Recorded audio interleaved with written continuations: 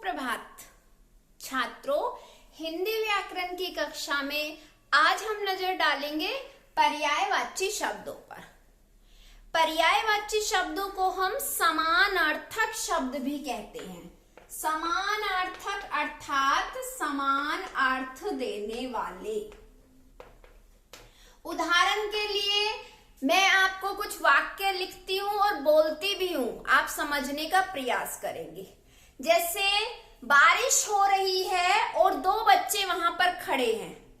एक बच्चे ने बोला आज तो बहुत तेज वर्षा हो रही है, और दूसरा बोला हाँ तुम ठीक कह रहे हो, बारिश तो सचमुच बहुत तेज हो रही है। तो पहले बच्चे ने क्या शब्द बोला बारिश के लिए? उसने बोला वर्षा, कि आज तो बहुत तेज वर्षा हो रही है, और दूसरे ने उसी वाक्य को दोहराते हुए केवल एक शब्द उसमें बदला है बारिश। यानी बच्चों, इन दोनों शब्दों के अर्थ तो समान ही हैं, किंतु इनका अलग अलग प्रयोग किया गया है। जैसे सूरज निकल रहा है, सूरज निकल रहा है, एक वाक्य हम बोलते हैं, और उसी वाक्य को दूसरा बच्चा बोल रहा है सूर्य निकल रहा है। सूर्य निकल रहा है। तो दोनों वाक्य बिल्कुल समान है, किंतु इनका जो एक शब्द है सूरज तथा सूर्य, ये अलग अलग शब्द हैं, लेकिन अर्थ दोनों का समान ही है। इसके अलावा और उदाहरण मैं आपको देती हूं। बगीचे में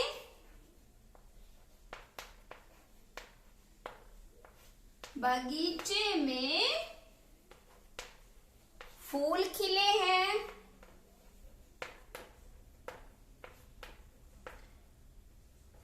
और इसी वाक्य को अगर हम बोले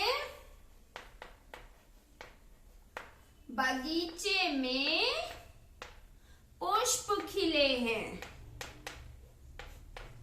तो इनमें समानार्थक शब्द कौन से हैं? इन दोनों वाक्यों में समानार्थक शब्द हैं फूल तथा पुष्प, यानी दोनों ही शब्द समान अर्थ दे रहे हैं। इसके अलावा आज हमारे विद्यालय का अवकाश है, आज हमारे विद्यालय का अवकाश है, और इसी वाक्य को बदलकर अगर मैं बोलूं तो आज हमारे पाठशाला का अवकाश है। विद्यालय तथा पाठशाला इसमें क्या है? दोनों समान अर्थक शब्द हैं। अर्थात वे शब्द जो समान अर्थ देते हैं उन्हें हम समानार्थक शब्द या पर्यायवाची शब्द कहते हैं। अर्थात आपको ये ध्यान रखना है कि पर्यायवाची शब्दों को ही हम क्या कहते हैं? समानार्थक शब्द कहते हैं। जैसे मैं आपको कुछ उदाहरण भी दे देती हूं इस पर आधारित। अंधकार, अंधकार शब्द के अगर हम पर्यायवाची बोले तो तम भी बोलते हैं अंधकार को, और तिमिर भी बोलते हैं। आप किसी को कहते हैं यह मेरा दोस्त है, कोई कहता है यह मेरा मित्र है, या फिर कोई कह सकता है यह मेरा सखा है। यानी मित्र और सखा भी दोस्त के ही पर्यायवाची होते हैं। पानी, आपको पता ही है पानी हम सब के लिए कितना जरूरी है, कितना अनिवार्य है। पानी के बिना हम जीवित नहीं रह सकते। तो हम इस वाक्य को बोलें कि पानी के बिना हम जीवित नहीं रह सकते। दूसरा बच्चा बोल रहा है जल के बिना हम जीवित नहीं रह सकते, और तीसरा बच्चा बोले नीर के बिना हम जीवित नहीं रह सकते। तो वाक्य तीनों ही सही हैं, क्योंकि पानी के ही पर्यायवाची शब्द हैं जल तथा नीर। इसके अलावा अन्य शब्द अगर हम देखें, आदमी, आदमी को हम नर भी कहते हैं, मनुष्य भी कहते हैं। तो यानी कि ये भी हमारे समानार्थक शब्द हैं। आग,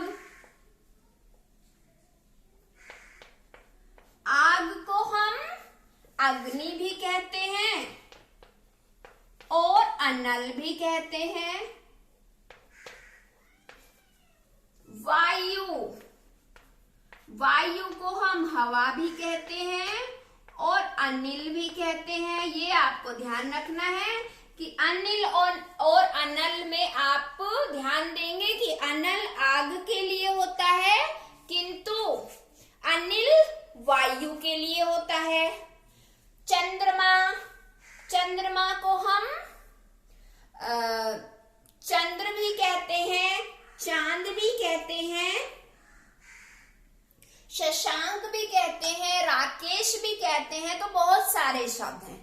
तो छात्रों, आपको पर्यायवाची शब्द का ध्यान रखना है कि पर्यायवाची शब्दों को ही हम समानार्थक शब्द कहते हैं, अर्थात वे शब्द जो समान अर्थ देते हैं, एक जैसा ही अर्थ देते हैं, वो समानार्थक शब्द कहलाते हैं।